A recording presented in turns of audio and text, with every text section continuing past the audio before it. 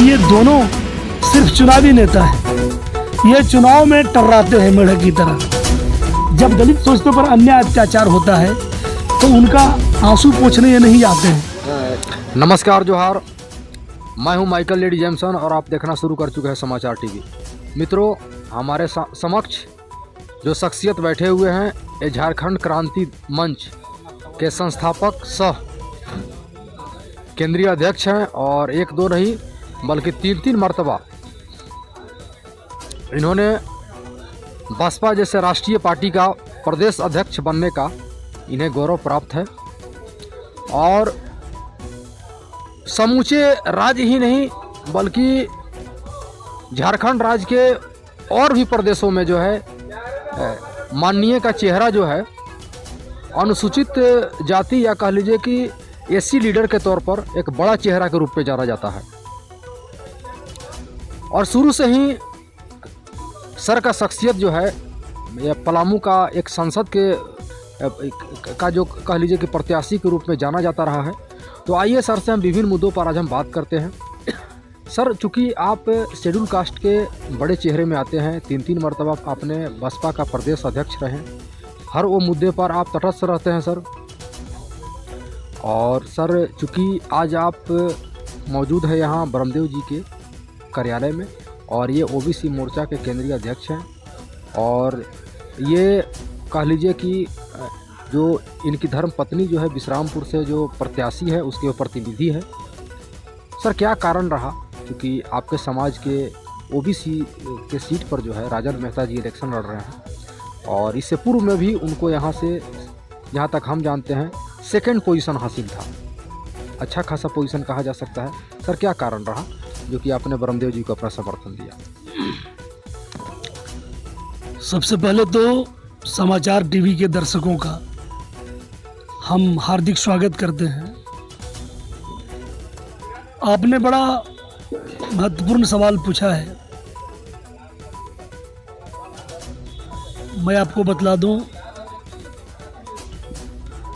कि मैं बीएसपी का 3 बार स्टेट प्रेसिडेंट रह चुका हूं और मैंने राजनीति की शुरुआत माननीय कांशीराम साहब के चरणों में बैठकर शुरू की थी। साहब ने 1995 में, जब हमारी उम्र साल भर कम थी, चुनाव लड़ने योग्य हम नहीं थे, तब उन्होंने हमको टिकट दिया था। उस वक्त हमने कमता पासवान जी को छतरपुर से लड़ाया था। इसके बाद 2000 में साहब ने हमको छतरपुर पाटन असेंबली कंस्टिट्यूएंसी से चुनाव लड़ाया। साहब ने बिल्कुल एक कैडर होने के नाते मेरे लिए 2 जगह हेलीकॉप्टर उतारा और आर्थिक सहयोग करके चुनाव लड़ाया। लेकिन अफसोस, सर, सांसद का इलेक्शन या विधायक का इलेक्शन? विधानसभा क्षेत्र छतरपुर की मैं बात कर रहा हूँ। Okay sir. मैं आपको बतला दूं कि साहब कांशीराम जी के समय में वैसे लोग जो दिन रात जागृति जत्था में गाना गाते थे, मिशनरी गाना, वैसे लोग साइकिल रिपेयर करने वाले लोग और मेहनत मजदूरी करने वाले लोग जो बसपा के कैडर होते थे, साहब ने ऐसे लोगों को एमपी एमएलए तक बनवाया। लेकिन उल्टा हो गया जब से बहन कुमारी मायावती जी फुल फ्लेज्ड रूप से बहुजन समाज पार्टी की राष्ट्रीय अध्यक्ष बनी। बहन जी के त्याग तपस्या बलिदान की वजह से इनको 3 बार उत्तर प्रदेश का है ना मुख्यमंत्री भी रहने का इनको मौका मिला। तो माननीय बहन जी ने थ्योरी ही बदल दिया। बहुजन हिताय बहुजन सुखाय के बदले इन्होंने सर्वजन हिताय सर्वजन सुखाय की थ्योरी अडॉप्ट कर लिया। माननीय मिश्रा जी करता धरता इनके हो गए। और मैं आपको बतला दूं, माननीय बहन जी के समय में इतना डिटेरियोरेटेड स्थिति हो गई बसपा की कि यहाँ टिकट बिकना शुरू हो गया, पद बिकना शुरू हो गया। और वैसे लोग जो बहुजन मूवमेंट के बारे में, बहुजन महापुरुषों के बारे में कुछ नहीं जानते, माननीय बहन जी ने वैसे लोगों को प्रदेश अध्यक्ष बना दिया, वैसे लोगों को टिकट देना शुरू कर दिया पैसे से।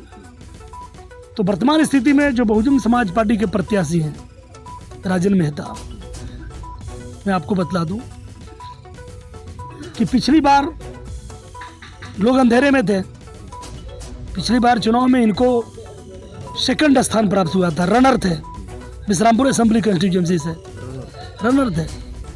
लेकिन इस बार आज़ाद समाज पार्टी ने सिराज खान को उम्मीदवार बनाया है, यानी दलित वोटों के 2 दावेदार सामने आ गए। साल भर पहले सिराज खान शामिल होते हैं, भाई चंद्रशेखर आज़ाद जी की पार्टी में शामिल होते हैं और पैसे के बल पर टिकट ले लेते हैं। वहीं राजन मेहता जी जो प्रदेश अध्यक्ष रह करके उन्होंने पिछले लोकसभा चुनाव में, आपको पता है कि अपने बूथ से बसपा के लोकसभा के प्रत्याशी, तत्कालीन प्रत्याशी कामेश्वर बैठा को 10 वोट भी नहीं दिला पाए अपने बूथ से प्रदेश अध्यक्ष के तौर पर। उनको फिर से बहन जी ने विश्रामपुर विधानसभा क्षेत्र में प्रत्याशी बना दिया, टिकट दे दिया। तो मेरा स्पष्ट कहना है कि उनके घर के नज़दीक में एक तुगबेरा गांव है जहां पर दलितों का रास्ता बंद हो गया था। राजन मेहता को वहां जाने की फुर्सत नहीं हुई। हत्या, बलात्कार, शोषण, दमन, अन्याय, अत्याचार की जो घटनाएं दलितों पर होती हैं, वहां पर राजन मेहता उनके लिए लड़ते नहीं हैं। वो सब लड़ाई तो हम लोगों को लड़नी पड़ती है।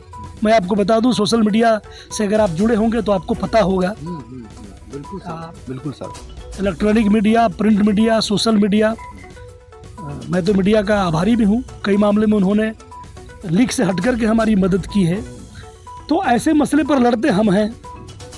वैसी स्थिति में जब माननीय बहन जी ने उनको उम्मीदवार बना दिया और चंद्रशेखर भाई ने उम्मीदवार बना दिया सिराज खान को, तो दलितों ने यह तय किया, इस विधानसभा क्षेत्र के शेड्यूल कास्ट के लोगों ने तय किया, बहुजन समाज के अन्य लोगों ने तय किया कि ये दोनों सिर्फ चुनावी नेता हैं, ये चुनाव में टर्राते हैं मेढक की तरह। जब दलित सोचतों पर अन्याय अत्याचार होता है तो उनका आंसू पोंछने ये नहीं आते हैं।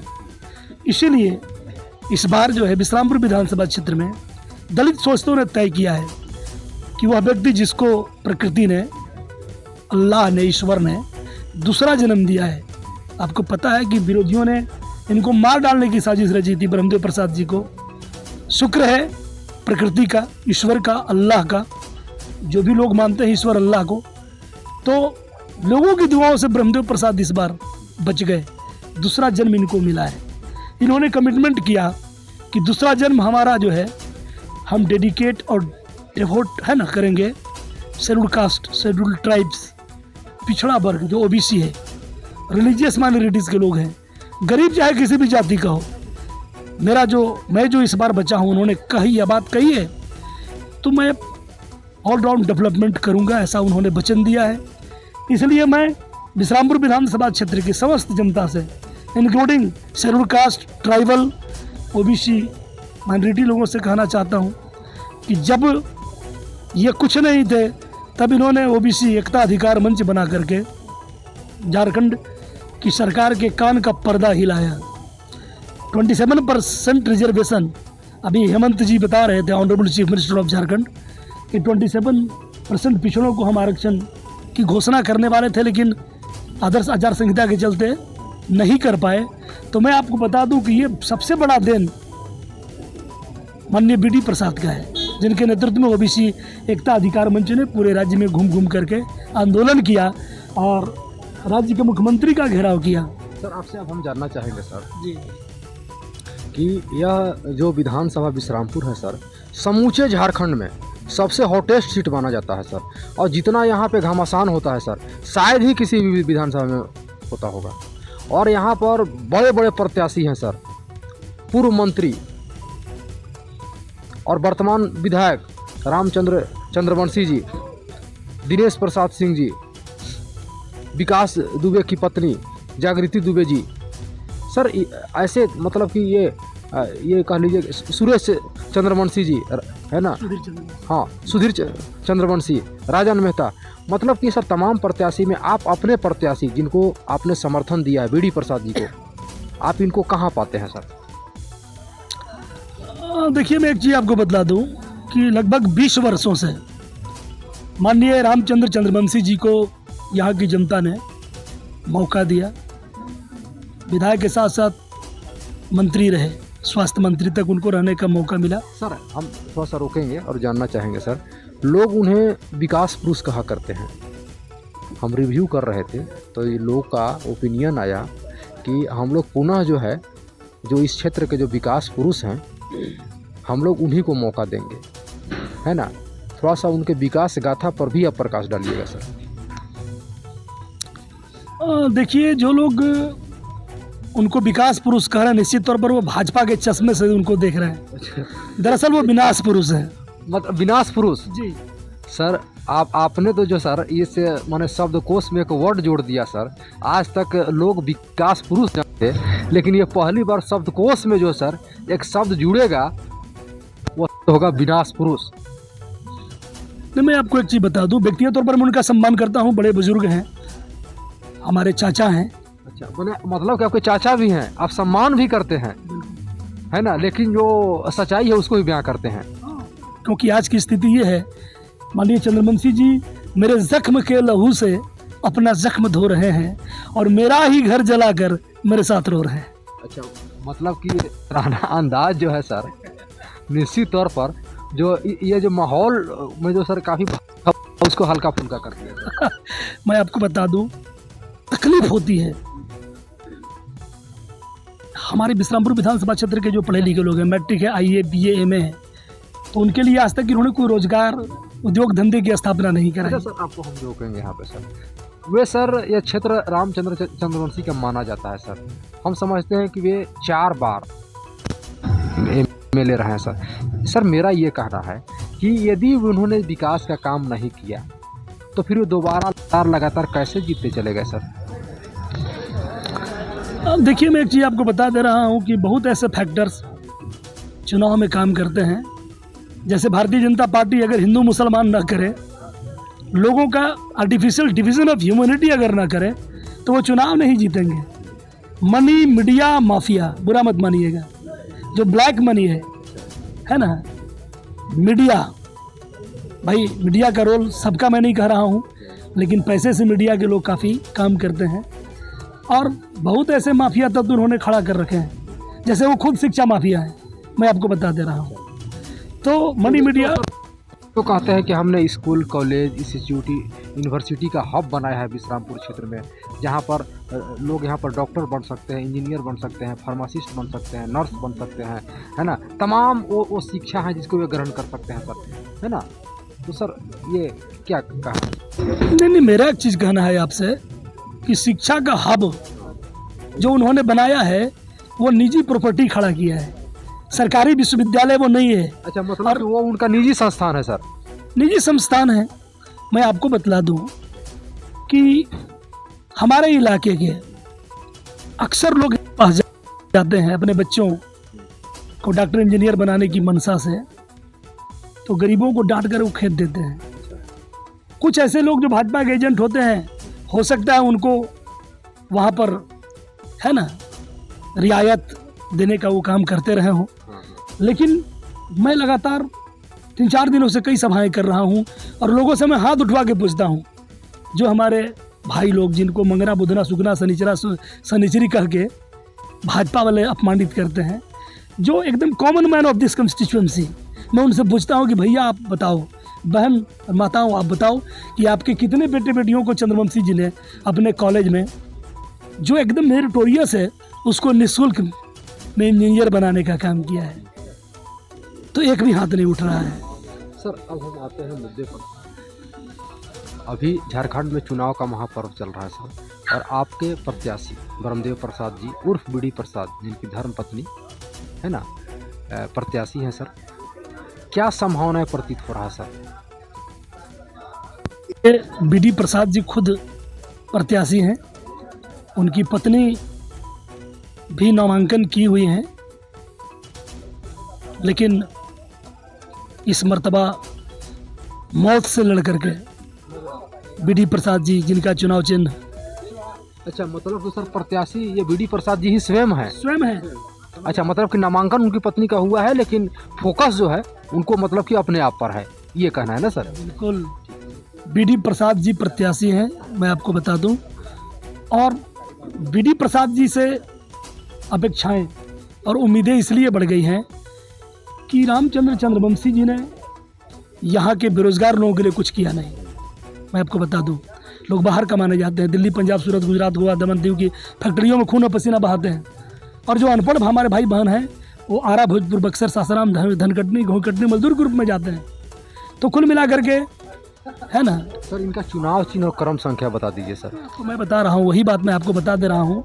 तो बेरोजगारों ने, जो पीड़ित लोग हैं चंद्रवंशी जी से, इस बार उन्होंने तय किया है 13 नवंबर का दिन, 13 नंबर जो ईवीएम का, अच्छा, मतलब बैलेट यूनिट 13 नवंबर और 13 नंबर 13 नंबर ईवीएम का गजब का संयोग। जी, गजब का संयोग है। 13 नवंबर को 13 नंबर पर माननीय बीडी प्रसाद जी का चुनाव चिन्ह है बैटरी टार्च छाप। आपको मैं बता दूं, तो इस बार इस यहाँ की जनता मन बना चुकी है कि 13 नंबर पर जो बैटरी टार्च है उसका बटन दबाना है, और बटन दबाने से जो आवाज़ होगी, जो रोशनी आएगी, वो पूरे विधानसभा क्षेत्र में, है ना, जो विश्रामपुर विधानसभा क्षेत्र के वर्तमान विधायक ने विनाश का अंधेरा कायम रखा है, उसको दूर करने का काम, जगमगाने का काम ये करेंगे। क्या बात है, आपको मैं बता दे रहा हूँ। क्या बात है। और मैं एक चीज बता दे रहा हूँ कि 13 नवंबर का दिन 13वीं होने जा रहा है हमारे चाचा जी के राजनीतिक जीवन का, जो है समापन। 13वीं। अच्छा, 13वीं किसे कहते हैं सर? अरे आदमी जब मर जाते हैं तो अच्छा, उनका उसके लिए 13वीं होता है। राइट्स ऑफ द, अच्छा, है ना, इज कॉल्ड 13वीं।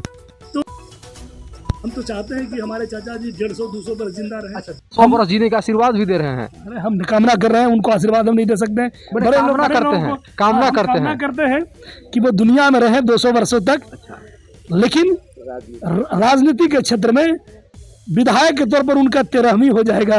13 तारीख को 13 नंबर ईवीएम का जो है चुनाव चिन्ह, उसके माध्यम से ये मैं लोगों से अपील कर रहा हूँ। चलिए, बहुत बहुत शुक्रिया।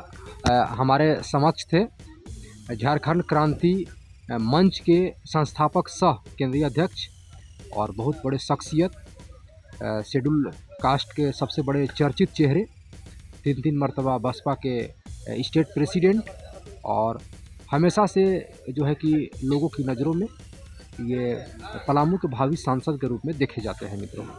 तो बने रहिए हमारे साथ। मैं हूं माइकल जेडी जेमसन, और पुनः एक बार सर के साथ हम और भी किसी दूसरे वीडियो में हम विस्तृत चर्चा करेंगे। तब तक जय हिंद। और पूर्व के भांति कैमरे के पीछे थे मास्टर अजय।